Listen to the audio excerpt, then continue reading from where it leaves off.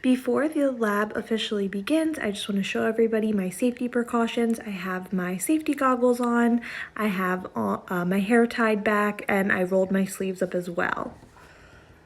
Now let's take a look at the lab setup.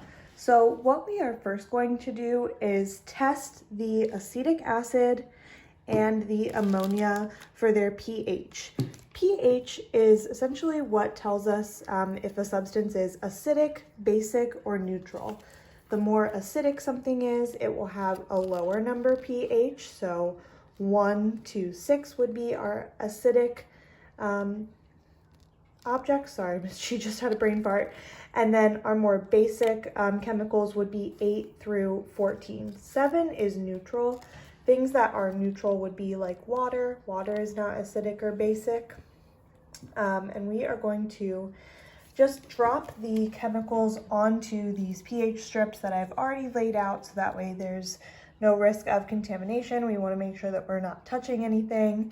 That's why I'm going to be using these eyedroppers as well.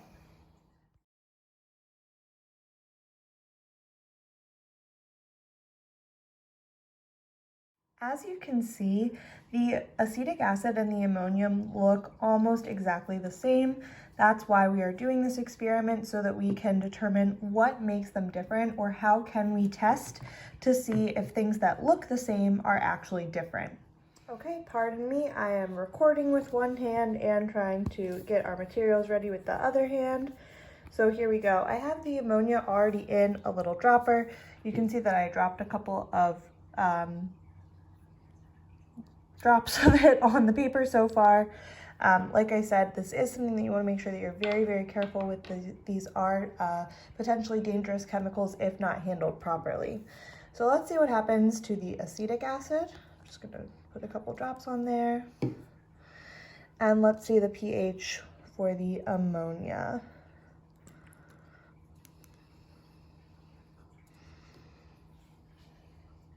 There we go. And again, on our pH paper, there is a little guide, so we can hold it up next to the strips and determine what pH each of those chemicals have.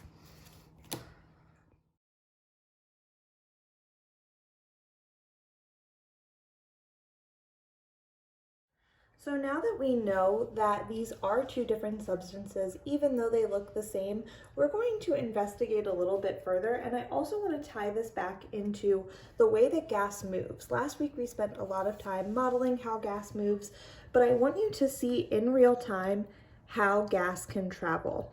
Now I will say that if we were in person, you would be able to smell this ammonia from down the hallway. Like if I was in my science lab, you could probably smell this from Miss Brill's room if I spilled it or if I wasn't careful with it. So that's something that's very, very important to know. Since we are not in person, ammonia has an extremely strong odor, extremely, extremely strong. So I am starting to feel more like a real YouTuber, and like I'm really vlogging about what is going on. So Miss G just did this experiment 3 separate times.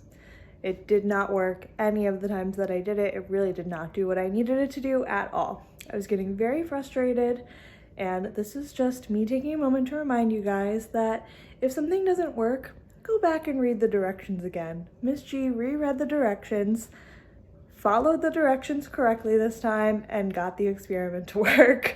So remember, everybody makes mistakes. It's a learning experience.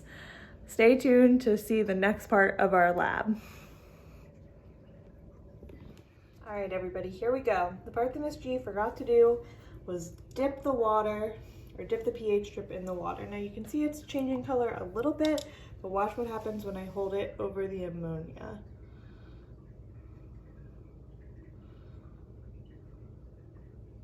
Notice I'm not touching it to the ammonia at all. I'm literally just holding it right over top.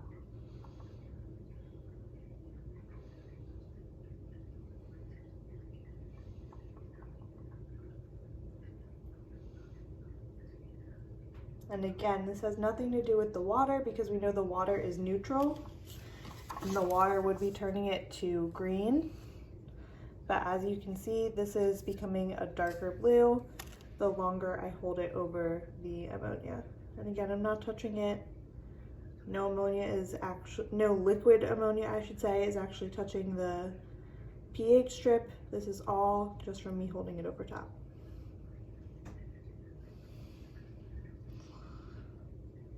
I am so glad that that worked.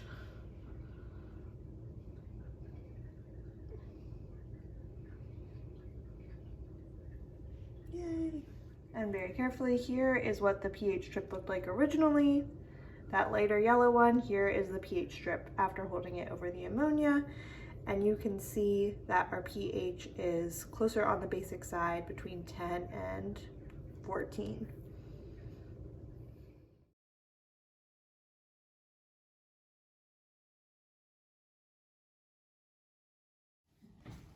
So now that we've seen the experiment happen, I want you to think deeper about how could this ammonia have changed this pH strip without actually coming into contact with it at all.